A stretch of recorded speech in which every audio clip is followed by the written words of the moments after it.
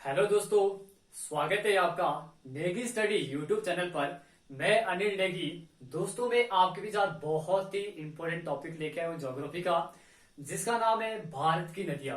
दोस्तों, ये टॉपिक बहुत ही इंटरेस्टिंग टॉपिक है ज्योग्राफी का कि यहाँ से किस टाइप से एग्जाम में क्वेश्चन आते हैं।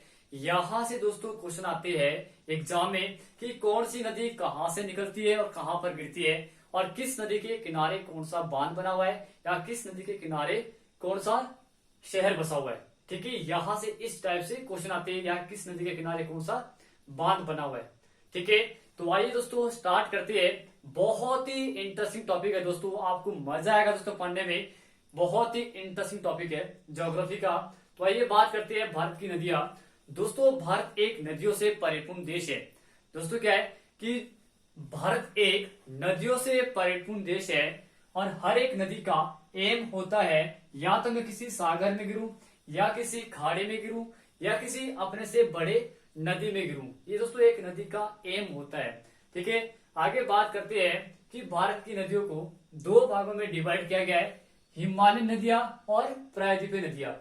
हिमालयन नदियां दोस्तों कौन सी होती है, और प्रायद्वीपीय नदियां कौन सी होती है। तो ये स्टार्ट करते हैं। सबसे पहले हिमालय नदियां।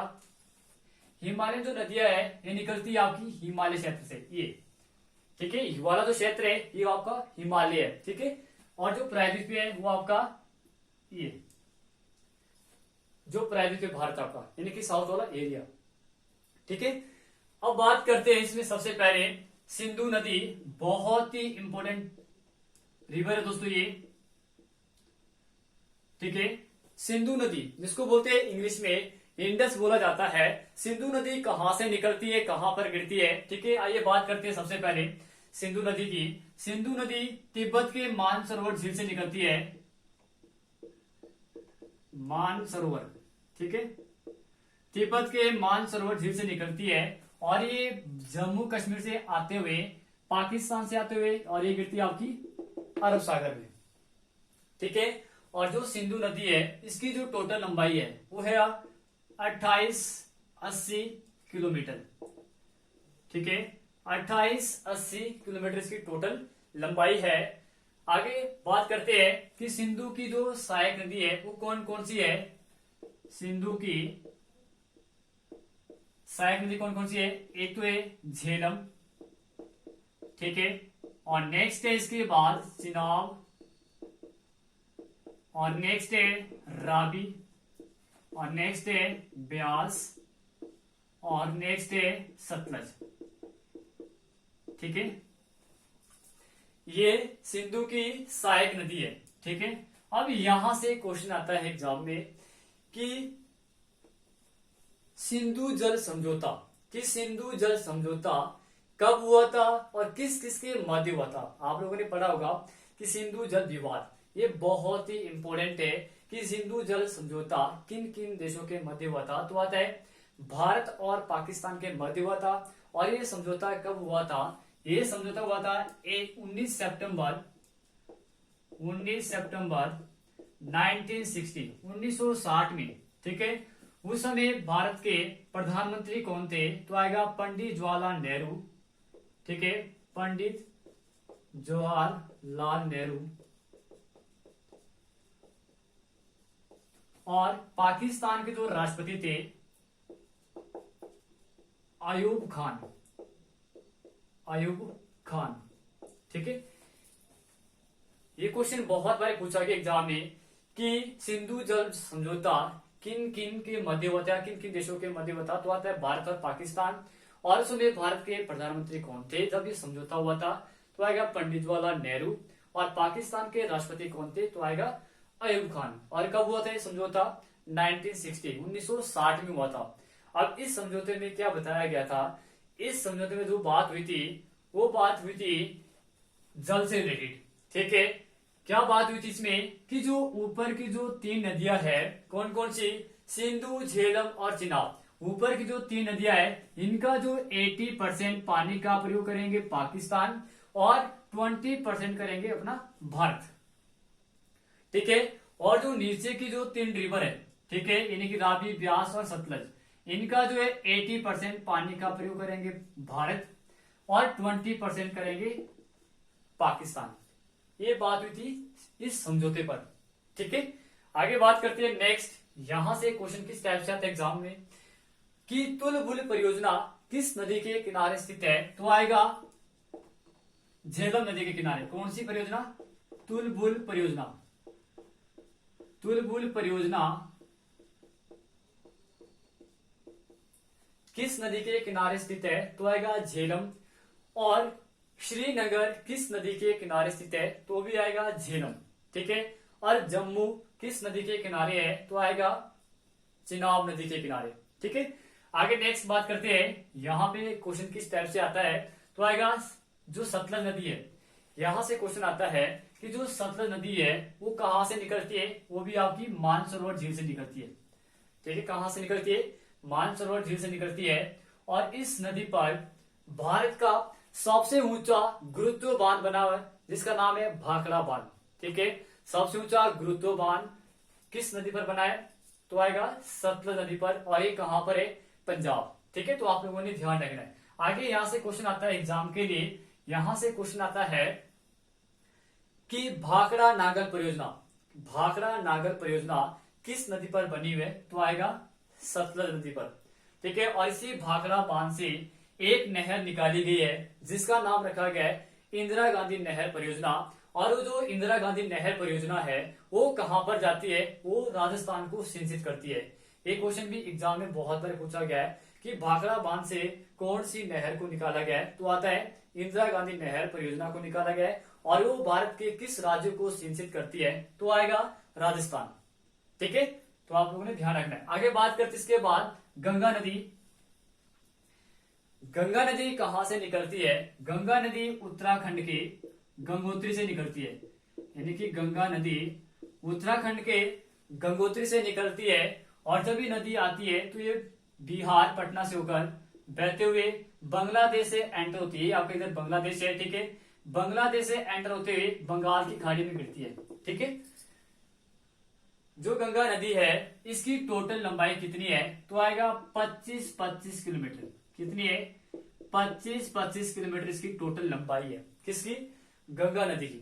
ठीक है, अब बात करते हैं कि गंगा की जो सबसे बड़ी सहायक नदी कौन सी है, या भारत की सबसे बड़ी सहायक नदी कौन सी है, तो आएगा यमुना नदी। ठीक है, कौन सी है? यमुना नदी है, ये गंगा की सबसे बड़ी सहायक नदी है। आगे बात करते हैं इसके बाद कि गंगा नदी का नाम गंगा कैसे पड़ा। ठीक है, तो आप लोगों ने ध्यान रखना है गंगा नदी का निर्माण जो है दो नदियों से होता है। कौन कौन सी दो नदियां है? अलकनंदा और भागीरथी। अलकनंदा और भागीरथी, ये। ठीक है, इन दो नदियों के संगम से, इन दो नदियों के संगम से गंगा नदी का निर्माण होता है। ठीक है, तो आप लोगों ने ध्यान रखना है कि इन दो नदियों से अलकनंदा और भागीरथी। ठीक है, आगे क्वेश्चन आता है एग्जाम में कि गंगा नदी का नाम गंगा किस स्थान पर पड़ा। ठीक है, एक पर्टिकुलर जगह है जहां पर गंगा नदी का नाम गंगा पड़ा। ठीक है, तो आता है देवप्रयाग। देवप्रयाग। ठीक है, ये क्वेश्चन बहुत बार पूछा गया है। पर्टिकुलर जगह का नाम है देवप्रयाग। ठीक है, आगे क्वेश्चन आता है कि भारत की जो सबसे गहरी नदी है वो कौन सी है, तो आएगा भागीरथी।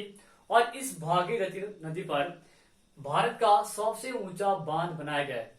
ठीक है, जिसका नाम है टिहरी बांध। कौन सा बांध है? टिहरी बांध। टिहरी बांध। और वो टिहरी बांध किस नदी पर बना है, तो आएगा भागीरथी। और कहां पर है टिहरी बांध? उत्तराखंड। ठीक है, कहां पर है? उत्तराखंड पर स्थित है। ठीक है, तो आप लोगों ने ध्यान रखना है। यहां मैंने बोला है सबसे ऊंचा बांध, और यहां मैंने बोला था कि भारत का सबसे ऊंचा गुरुत्व बांध। और यहां पे ओनली क्या है कि भारत का सबसे ऊंचा बांध किस नदी पर बना है, तो आएगा भागीरथी। ठीक है, आगे बात करते इसके बाद नेक्स्ट बात करते हैं कि आगे यहां से किस टाइप से क्वेश्चन आते हैं। जो गंगा नदी है इसकी सहायक नदियां कौन कौन सी है? एक आती है यमुना। ठीक है, दूसरा आपका कोसी। ठीक है, और गंडक, घाघरा। ठीक है, गोमती। ये सारी की सारी जो है इसकी सहायक नदी है। आपका गंडक हो गया, ठीक है। ये किसकी सहायक नदी है? ये है गंगा की सहायक नदी। अब यहां से क्वेश्चन बन जाते हैं एग्जाम के लिए कोसी नदी से कि किस नदी को बिहार का शोक कहा जाता है? तो आएगा कोसी नदी को। क्यों कहा जाता है? इस नदी के द्वारा बहुत सारा नुकसान हुआ था, इसीलिए से बिहार का शोक कहा जाता है, ठीक है। आगे बात करते हैं नेक्स्ट कि जब गंगा नदी उत्तराखंड के गंगोत्री से निकलती है और जब ये बांग्लादेश में एंटर होती है तो इसका नाम चेंज हो जाता है। गंगा नदी को बांग्लादेश में पद्मा के नाम से पुकारा जाता है। किस नाम से? ये क्वेश्चन एग्जाम में बहुत बारी पूछा गया है। पद्मा, ठीक है। किस नाम से? पद्मा के नाम से पुकारा जाता है, ठीक है। आगे बात करते हैं इसके बाद नेक्स्ट कि यमुना नदी की सहायक नदी कौन कौन सी है? तो आएगा चंबल, ठीक है, बेतवा और केन। ये 3 रिवर है, किसकी सहायक नदी है? यमुना की। फिर यहां से भी क्वेश्चन आता है चंबल नदी से कि चंबल नदी राजस्थान की एकमात्र ऐसी नदी है जो राजस्थान में साल भर बहती है, ठीक है। तो आप लोगों ने ध्यान रखना है, बहुत इंपॉर्टेंट है। आगे बात करते हैं नेक्स्ट ब्रह्मपुत्र नदी।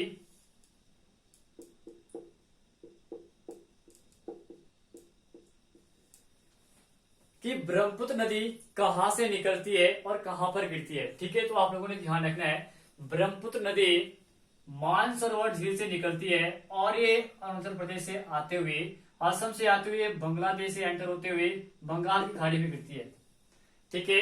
आप लोगों ने ध्यान रखना है, जब ब्रह्मपुत्र नदी मानसरोवर झील से आती है और ये बांग्लादेश में एंटर करती है तो इसका नाम भी हो जाता है चेंज। जिस तरह गंगा का नाम बांग्लादेश में पद्मा हो जाता है, उसी प्रकार ब्रह्मपुत्र का नाम यहाँ पे बांग्लादेश में क्या हो जाता है? जमुना, ठीक है। क्या हो जाता है? जमुना के नाम से पुकारते हैं।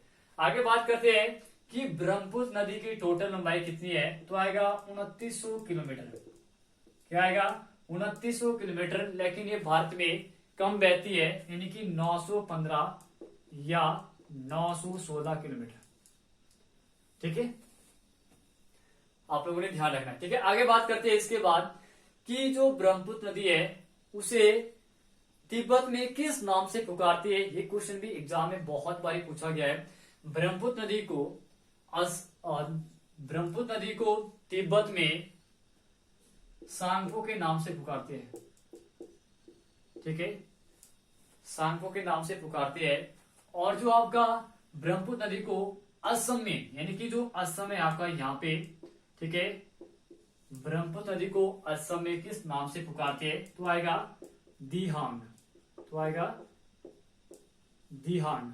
ये भी एग्जाम में बहुत बारी पूछा गया है, ठीक है। आगे बात करते हैं नेक्स्ट कि ब्रह्मपुत्र नदी जब बहते हुए आती है, ठीक है, और ये बांग्लादेश में एंटर होती है तो इसका नाम हो जाता है जमुना, ठीक है। और जो ब्रह्मपुत्र नदी है ये भारत की सबसे चौड़ी नदी है, ठीक है। ये भारत की सबसे चौड़ी नदी है।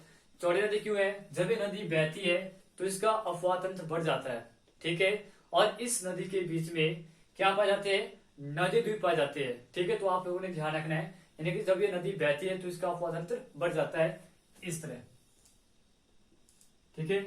इस तरह इसका अफवाह तंत्र बढ़ जाता है, ठीक है। और इस नदी के बीच में नदी द्वीप पाए जाते हैं, इस तरह, ठीक है। नदी द्वीप पाए जाते हैं। तो आप लोगों ने ध्यान रखना है, यहां से बहुत ही इंपोर्टेंट क्वेश्चन बनता है एग्जाम के लिए कि विश्व का सबसे बड़ा नदी द्वीप का निर्माण किस नदी पर होता है और किस स्टेट पर होता है? तो आप लोगों ने ध्यान रखना है असम पर, ठीक है। विश्व का सबसे बड़ा नदी द्वीप किस स्टेट में है? तो आएगा असम। कौन सा है? माजुली। माजुली नदी द्वीप, माजुली नदी द्वीप, ठीक है। और ये किस नदी पर बना है? तो आएगा ब्रह्मपुत्र।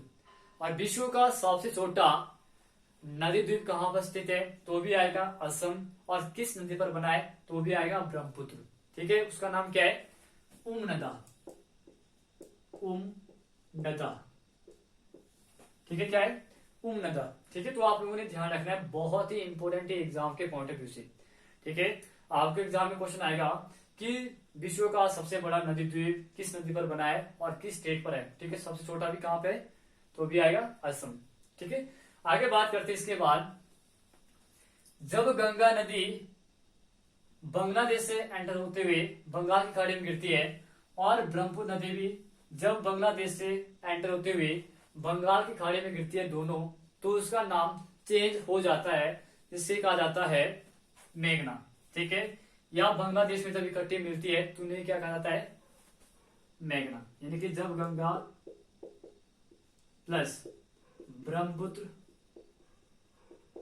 नदी इकट्ठी मिलती है तो इन्हें क्या कहा जाता है, मेघना। ये क्वेश्चन एग्जाम में बहुत बारी पूछा गया है। ठीक है, हिमाचल प्रदेश में जो एक एनटी का एग्जाम हुआ था, ठीक है, नायब तहसीलदार, ठीक है, उसमें एक क्वेश्चन आया था कि जब गंगा और ब्रह्मपुत्र नदी इकट्ठी मिलती है तो उसे किस नाम से पुकारते हैं, तो आएगा मेघना के नाम से। और जो आपका ये पद्मा है, ये एचएस में आया था, हिमाचल प्रदेश का जो टेस्ट हुआ था एचएस का, ठीक है, उसमें क्वेश्चन आया था कि जो गंगा नदी है उसे बांग्लादेश में किस नाम से पुकारते हैं, तो आता है पद्मा। ठीक है, आगे बात करते हैं नेक्स्ट यहाँ पे कि जब गंगा नदी और ब्रह्मपुत्र नदी बंगाल की खाड़ी में गिरती है तो विश्व का सबसे बड़ा सुंदरवन डेल्टा का निर्माण करती है। ठीक है, किसका निर्माण करती है, विश्व का सबसे बड़ा सुंदरवन।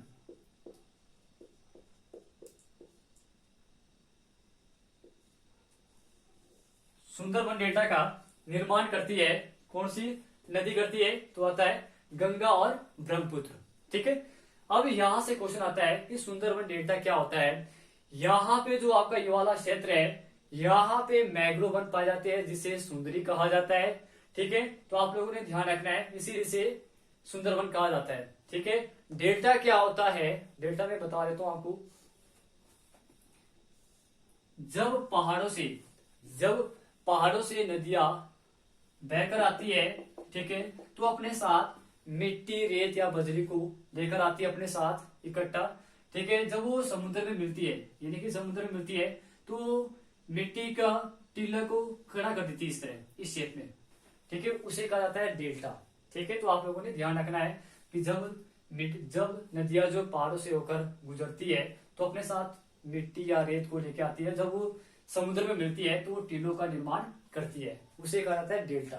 ठीक है, तो विश्व का सबसे बड़ा डेल्टा कहां पर है, पश्चिम बंगाल में है, कौन सा है, सुंदरवन डेल्टा। ठीक है, आगे बात करते हैं नेक्स्ट, आगे आता है अरावली पहाड़ी।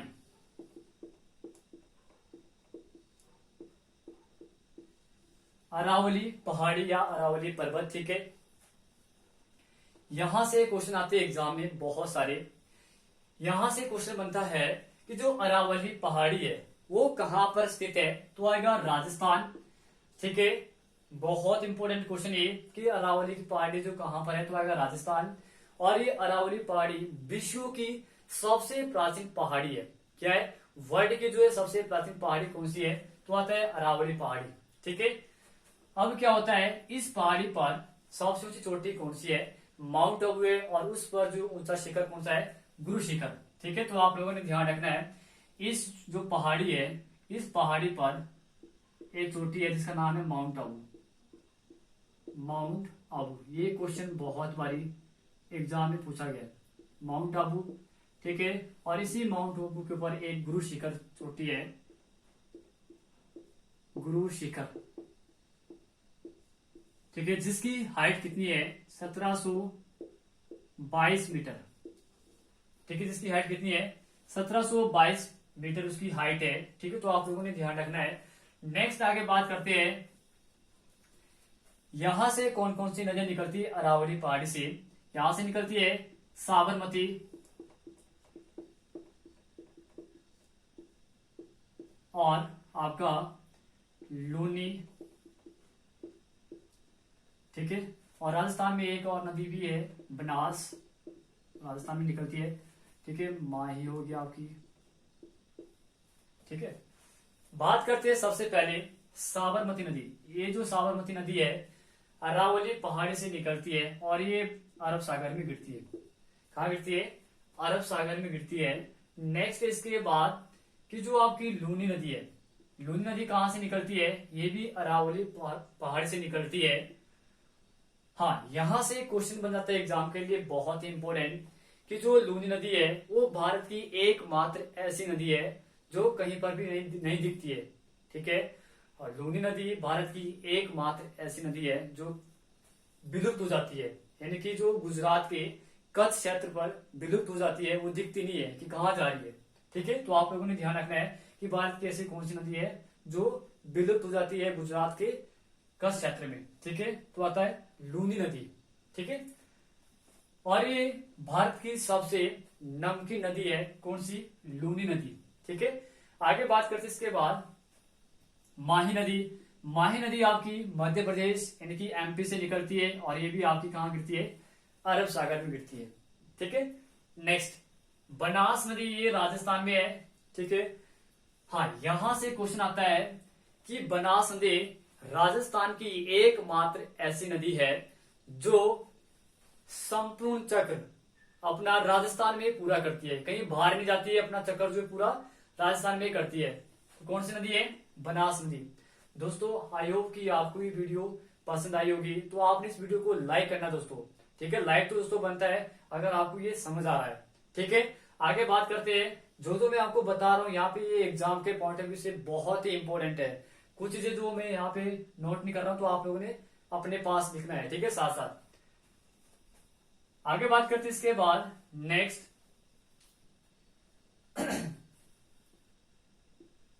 अमरकंटक पहाड़ी। ठीक है, अमरकंटक पहाड़ी। दोस्तों, यहां से और बहुत ही इंपॉर्टेंट क्वेश्चन बनते हैं अमरकंटक पहाड़ी से कि भारत की वो कौन सी पहाड़ी है जहां से तीन नदियां तीन डायरेक्शन में जाती है। दोस्तों, वो कौन सी पहाड़ी है? वो आपकी अमरकंटक पहाड़ी है जहां से तीन रिवर तीन डायरेक्शन में जाती है। और ये अमरकंटक की पहाड़ी कहां पर है? छत्तीसगढ़ में। यहां से तीन रिवर निकलती है अलग अलग डायरेक्शन में। एक तो आपकी सोन, नर्मदा, ठीक है, और एक आपकी महानदी, यानी कि नर्मदा, ठीक है, और एक आपकी महानदी,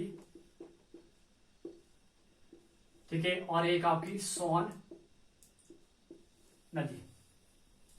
तीन डायरेक्शन जाती है। अब यहां से अलग अलग क्वेश्चन आते हैं एग्जाम के लिए कि भारत की वो कौन सी नदी है जो दक्षिण से उत्तर की ओर बहती है, जो गंगा की सहायक नदी है, तो आएगा सोन नदी। ये भारत की एकमात्र ऐसी नदी है जो दक्षिण से की ओर बहती है और किसकी सहायक नदी है? गंगा की। ठीक है, नेक्स्ट आता है महानदी। महानदी कहां से निकलती है? ये निकलती है अमरकंटक पहाड़ से निकलती है। ठीक है, और ये कहां पर गिरती है? बंगाल की खाड़ी में गिरती है। ठीक है, नेक्स्ट क्वेश्चन क्या आता है कि जो महानदी है जो उड़ीसा है वो किस नदी के किनारे है? तो आता है महानदी के किनारे। और यहीं से एक क्वेश्चन बन जाता है कि भारत का सबसे लंबा बांध किस नदी पर बना है? तो आता है महानदी पर। कौन सा बांध है? हीराकुंड बांध। ठीक है, तो आप लोगों ने ये भी ध्यान रखना है, बहुत ही इंपॉर्टेंट है एग्जाम के पॉइंट ऑफ व्यू से। ठीक है, आगे बात करते इसके बाद नेक्स्ट नर्मदा नदी। नर्मदा नदी कहां से निकलती है? अमरकंटक पहाड़ी से निकलती है और ये पूरब से पश्चिम की ओर बहती है। ठीक है, ये साउथ की ओर बह रही थी और ये साउथ से उत्तर की ओर। ठीक है, और ये पूरब की ओर बह रही है। ठीक है, तो आप लोगों ने ध्यान रखना है। और इसी नर्मदा नदी के नीचे एक नदी बहती है जिसका नाम है ताप्ती। क्या नाम है? ताप्ती। अब यहां से क्वेश्चन आता है एग्जाम में। एग्जाम में क्वेश्चन क्या आता है कि वो भारत की कौन सी दो नदियां हैं जो पूरब से पश्चिम की ओर बहती है? तो आता है नर्मदा और ताप्ती। लेकिन दोस्तों, एग्जाम में क्वेश्चन क्या आया था कि भारत की वो कौन सी नदियां है जो पूरब से पश्चिम की ओर बहती है? वहां पे दोस्तों ये वाले ऑप्शन नहीं आए थे। वहां पे ऑप्शन क्या आए थे? महानदी, गंगा और आपकी ब्रह्मपुत्र और साथ में आपकी लोहित नदी। तो आपने टिक कहां पे करना है? लोहित नदी पर, क्योंकि लोहित नदी जो है लोहित, ये ठीक है, लोहित नदी की डायरेक्शन भी कैसी है? वो भी आपकी पूरब से पश्चिम की ओर है। ये एग्जाम में क्वेश्चन आया था हिमाचल प्रदेश का जो एनटी का जो एग्जाम हुआ था उसमें ये नदी आई थी। ठीक है, तो आप लोगों ने ध्यान रखना है इसकी डायरेक्शन भी पूर्व से पश्चिम की ओर असम में बहती है।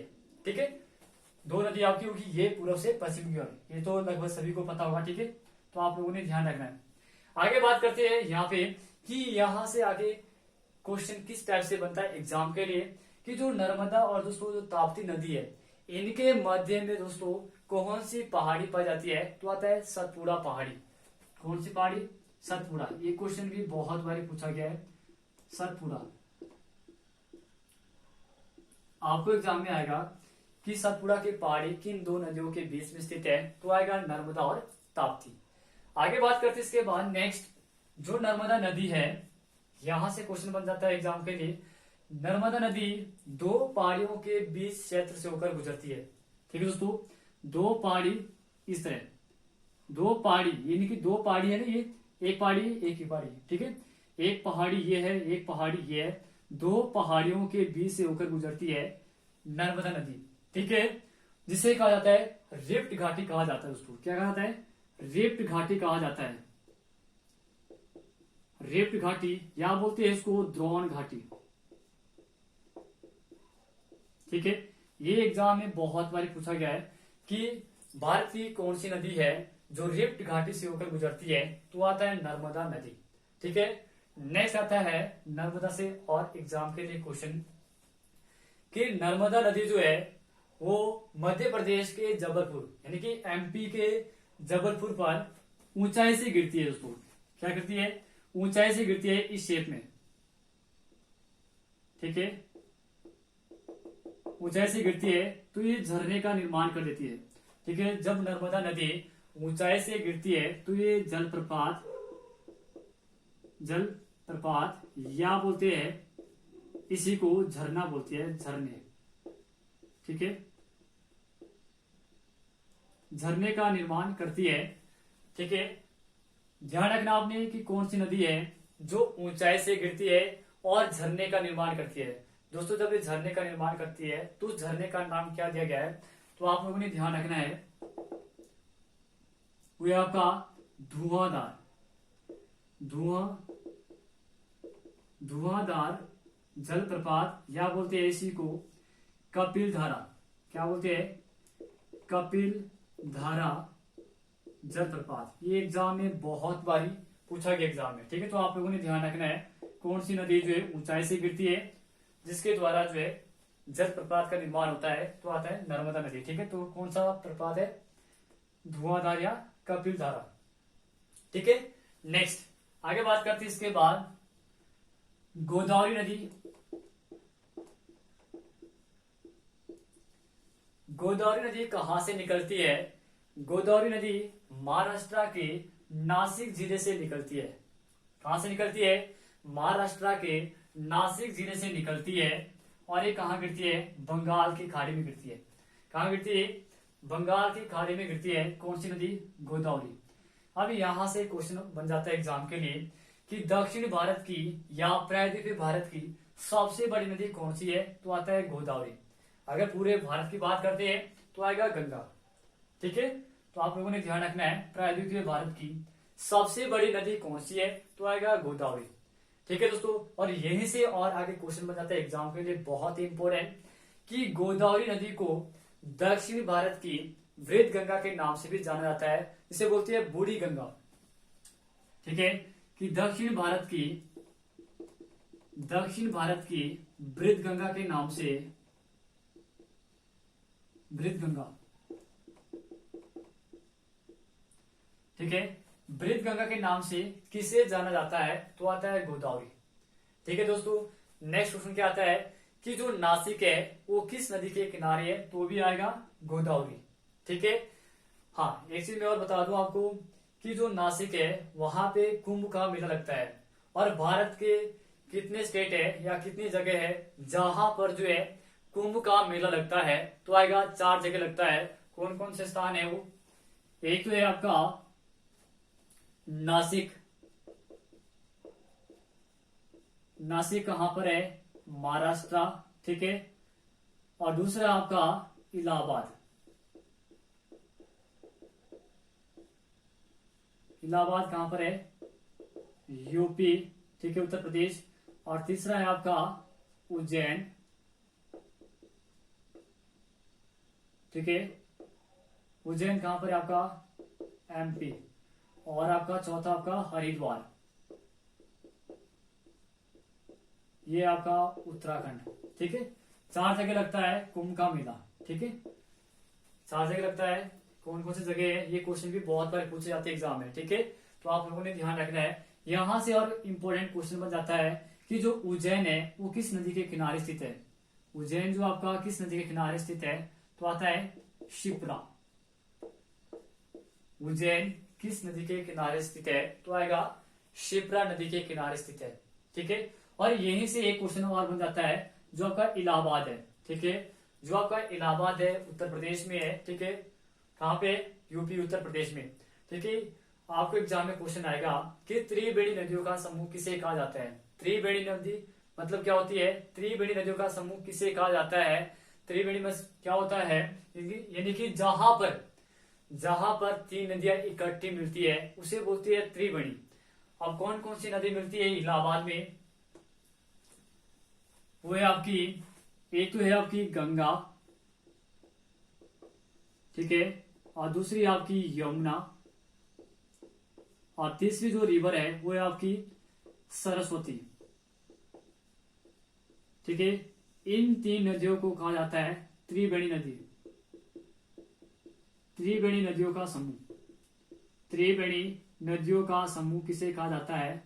तो आएगा गंगा, यमुना और सरस्वती। दोस्तों जो सरस्वती नदी है वो हरियाणा से निकलती थी, ठीक है, और वो नदी विलुप्त हो चुकी है, ठीक है। आपको एग्जाम में क्वेश्चन आएगा कि त्रिवेणी नदियों का समूह किसे कहा जाता है? तो आएगा इलाहाबाद को कहा जाता है, ठीक है। ये 3 नदियां इकट्ठी मिलती थी इलाहाबाद पर, ठीक है। आगे बात करते इसके बाद कृष्णा नदी।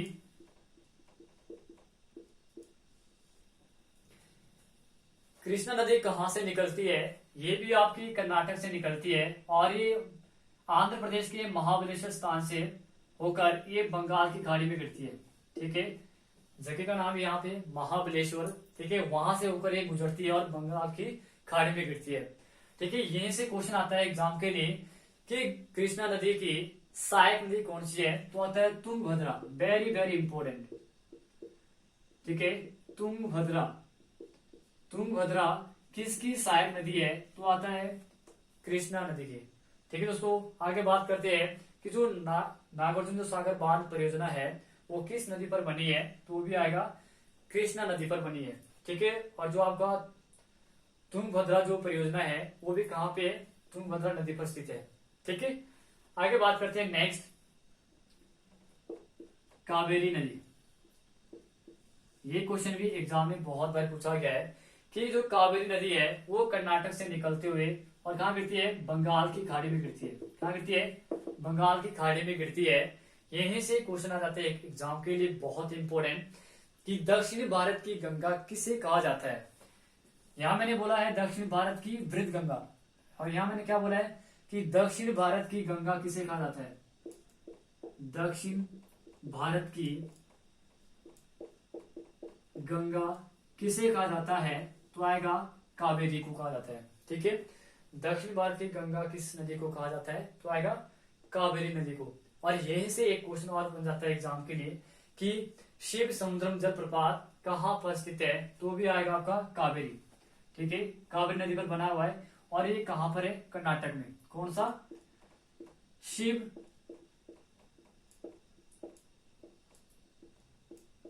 जलप्रपात, ठीक है, शिव समुद्रम जलप्रपात कहां पर बना है? तो आएगा कर्नाटक में, ठीक है। तो आप लोगों ने ध्यान रखना है। और यहीं से एक क्वेश्चन और इंपोर्टेंट बन जाता है कावेरी नदी से कि जो कावेरी जो जल विवाद हुआ था, ये क्वेश्चन बहुत बार आया एग्जाम में, ठीक है। ये क्वेश्चन एग्जाम में बहुत बार पूछा गया है कि जो कावेरी जो जल विवाद है वो किन 2 स्टेट के मध्य हुआ था और क्यों हुआ था, ठीक है। तो आप लोगों ने ध्यान रखना है, ये हुआ था पानी से रिलेटेड, यानी कि जल से रिलेटेड हुआ था ये, ठीक है, कावेरी जल विवाद, ठीक है। और किन किन स्टेटों के मध्य हुआ था? कर्नाटक और तमिलनाडु, कर्नाटक और तमिलनाडु के मध्य हुआ था, ठीक है। आगे बात करते हैं हुगली नदी। हुगली नदी कहाँ से निकलती है? पश्चिम बंगाल से निकलती है। और ये कहाँ पर गिरती है? ये बंगाल की खाड़ी में गिरती है। और जो कलकत्ता है, कलकत्ता किस नदी के किनारे स्थित है? तो आएगा हुगली नदी के किनारे। ठीक है, आगे बात करते हैं इसके बाद नेक्स्ट कि जो भारत की सबसे बड़ी नदी जो हमारे पास पता है कौन सी है? गंगा है। तो भारत की सबसे छोटी नदी कौन सी है? तो आता है अरवारी। कौन सी नदी है? अरवारी नदी है। और ये कहां पर बहती है? राजस्थान में बहती है। कितने किलोमीटर? 90 किलोमीटर। कहां पर? ये राजस्थान में। ठीक है, ये क्वेश्चन भी एग्जाम में बहुत बार पूछा गया है कि भारत की सबसे छोटी नदी कौन सी है? तो आता है अरवारी। कहां पर है? राजस्थान में। ठीक है, कितने किलोमीटर बहती है? 90 किलोमीटर। ठीक है दोस्तों अगर आपको ये वीडियो पसंद आई होगी तो आपने इसे लाइक करना दोस्तों। ठीक है, हाँ, अगर आपने इस वीडियो का स्क्रीनशॉट लेना है तो आप ले सकते हैं। जल्दी से स्क्रीनशॉट ले लो आप इस वीडियो का। देखिए दोस्तों, हाँ दोस्तों, अगर आपको ये वीडियो पसंद आई होगी लास्ट तक दोस्तों, आपने इसे लाइक करना है दोस्तों। लाइक तो बनता है और साथ में सब्सक्राइब करना है दोस्तों।